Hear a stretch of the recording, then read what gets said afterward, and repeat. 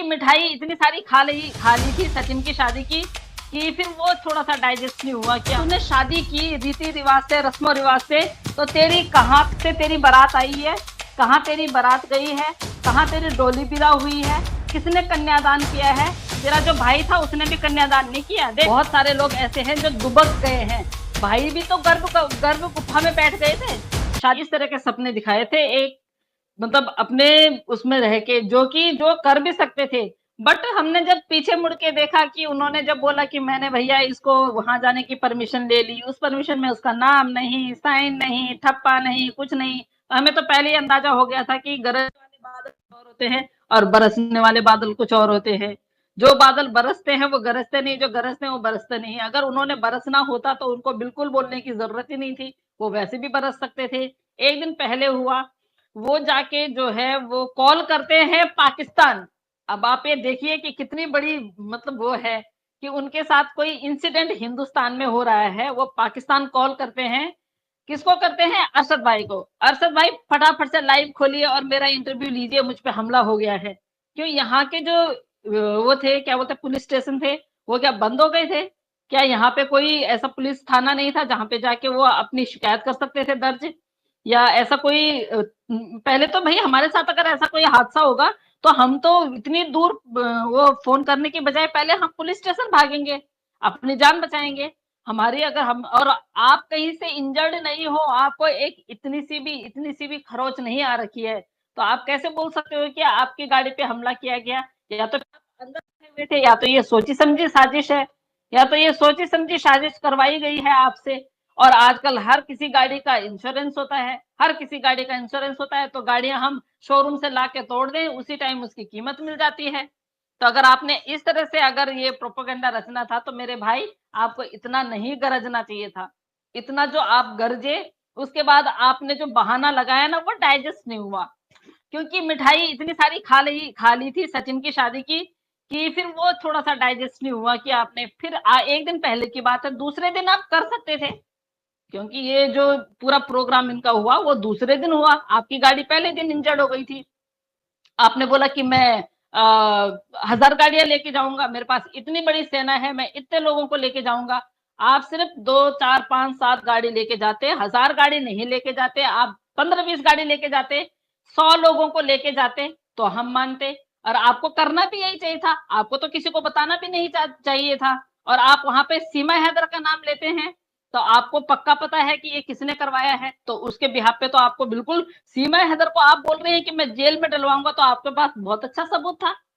आपको तो उसको जेल में डलवाने का बहुत अच्छा सबूत था और आपको डाल देना चाहिए था उसको जेल में। और आपने उसके खिलाफ बयानबाजी दे देनी थी, नहीं भैया मेरे ऊपर इसने हमला करवाया। आप कहते हैं कि वो 2 मुस्लिम लड़के थे, आपने उन लड़कों से भी बात की और आपको पता है कि वो मुस्लिम लड़के हैं, उसके बाद भी अगर आप अपनी सुरक्षा के लिए वहां नहीं गए हैं पुलिस स्टेशन, तो ये क्या समझे हम लोग?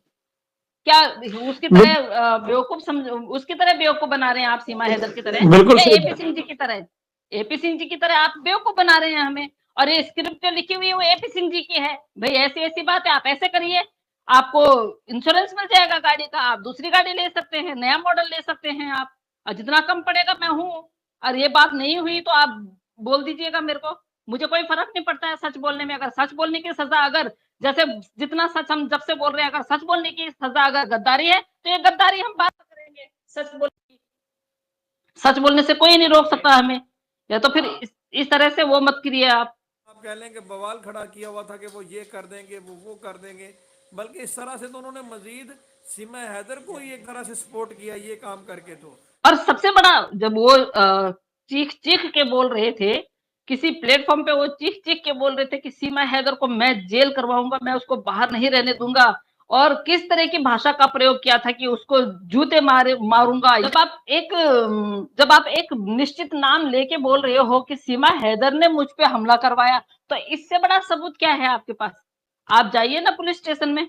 आप क्यों किसी ऐसे मीडिया प्रभारी को ढूंढ रहे हैं कि जो आपका वो लेंगे, इंटरव्यू लेंगे और आप तब दिखाएंगे? और आप बोल रहे हो कि लाठी, हमें तो नहीं लगता है कि वो लाठी से मारा हुआ है। इतना बड़ा डेंट जो है वो लाठी से नहीं आता है।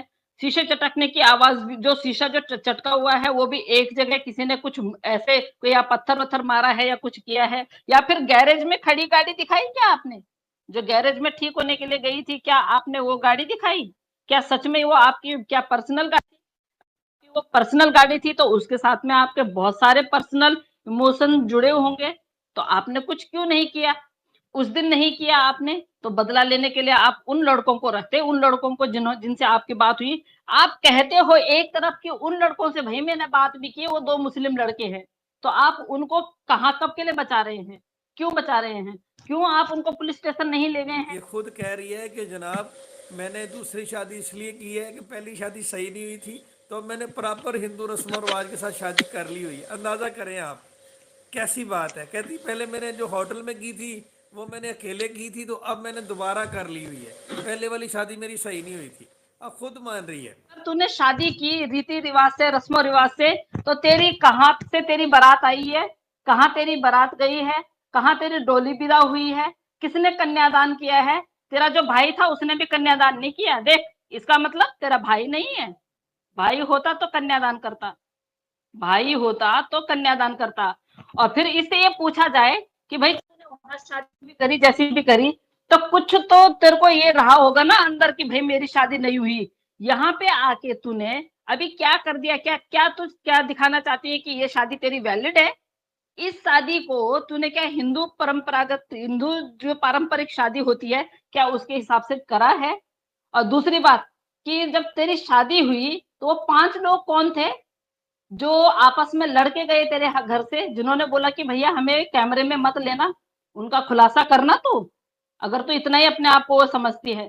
जो 5 लोग बोल रहे थे कि हमारे ऊपर कैमरा नहीं आना चाहिए, जो 5 लोग तेरे घर में लप्पू को दारू पिलाने के बाद और तेरे तेरे मुंह दिखाई करने के लिए आ रखे थे, उन लोगों का नाम लेना। गए हैं उन पहाड़ के नीचे, बहुत सारे लोग ऐसे हैं जो दुबक गए हैं। भाई भी तो गर्भ गुफा में बैठ गए थे, शादी के लिए ही तो निकले हैं बाहर। गर्भ गुफा पता नहीं वो कौन सी गुफा में बैठ गए थे कि मैं यहाँ जाके अगर मैं कुछ साधना करूंगा तो हो सकता है कुछ हो जाए। लेकिन उनको नहीं पता है कि भारत का कानून वो बहुत अच्छी तरह जानते हैं। 30 साल का अपना एक्सपीरियंस बताते हैं कि भैया 30 साल मैंने काम कर लिया, मैं ये हूँ वो हूँ। आप कुछ भी नहीं हो, आप एक बिग जीरो हो। तो जो लोग यहाँ पे 7 साल से ऊपर हो गए हैं जिनको रहते हुए, और उन लोगों को 10-10 साल, 12-12 साल हो चुके हैं, किसी को 15 साल हुए हैं, उनको नागरिकता नहीं मिली। तू तारों के नीचे से आने वाली, बच्चों को किडनैप करने वाली एक क्रिमिनल, और तेरे को इतनी जल्दी यहाँ पे नागरिकता मिल जाएगी? और ये शादी मैंने सुना कि तू बोल रही कि मैंने ये शादी ये इसलिए दिखाया कि भैया ये फोटोएं आ जाएंगी, इसके बिहाफ पे मुझे नागरिकता मिल जाएगी। क्या भारत के कानून को बेवकूफ समझती है? तूने अपनी तरह समझ रखा है भारत के कानून को। और बांग्लादेश, पाकिस्तान, अफगानिस्तान, यहाँ के जितने भी वो हैं उनको तो मिलेगी ही नहीं नागरिकता, तो तेरे को कहाँ से मिलेगी? तो कहाँ से नागरिकता लेने के लिए तैयार हो रही है? क्यों तू मोदी जी को बोल रही है कि हम भी तुम्हारे परिवार के हैं? कहाँ से हो गई तू मोदी जी के परिवार की? मोदी जी के परिवार की होती तू तो इस तरह आती तो तारों के नीचे से? कभी नहीं आती तो तारों के नीचे से, उन बच्चों को उसके बाप के पास छोड़ के आती। इस तरह से तू आती भी नहीं। और तू क्या सोच कि तो नागरिकता नागरिकता पाने के लिए तुझे 7 साल दोबारा से वापस जाना पड़ेगा, वापस जाके तुझे कायदे से आना पड़ेगा और 7 साल यहाँ रहना पड़ेगा। और उसके बाद अगर 7 साल के बाद भी अगर तेरा नंबर आता है तो हम जैसे लोग खड़े हो जाएंगे। पहले ये क्रिमिनल थी, इसको यहाँ बिल्कुल नहीं, तेरी जैसी औरत को तो शहरियत हम कभी दिलवाएंगे भी नहीं यहाँ। अगर तू पाप कर्म सारे छोड़ के और वहां से लीगली भी आती है तो भी तेरी जैसी औरत भारत में चाहिए ही नहीं हमें। तू क्या सोच रही है कि हमें तेरे कांड, तेरे कर्म कांडों के बारे में पता नहीं है? से सीमा हैदर ने शादी वादी का जो ये प्रोपोगेंडा किया है, बिल्कुल भी आप लोग, जैसे कि आपने मोमिन मलिक साहब को सुन ही लिया होगा, मुझे बोलने की दोहराने की जरूरत नहीं है। बाकी जो उन्होंने राजवर्धन परमार जी ने जो आप लोगों के साथ में वादा किया था वो उन्होंने तोड़ दिया, क्योंकि उनके बस की कुछ था नहीं। क्योंकि उनके भ्राताश्री ने जो लिख के दिया वो उन्होंने बोला, उसके बाद उनके बस की था नहीं। उन्होंने बोला कि भाई तुम एक काम करो, मैं बताता हूँ। उन्होंने ये बोला होगा राजवर्धन क्यों परेशान हो रहा है, मैं हूं ना, राइटर और प्रोड्यूसर तो मैं हूँ।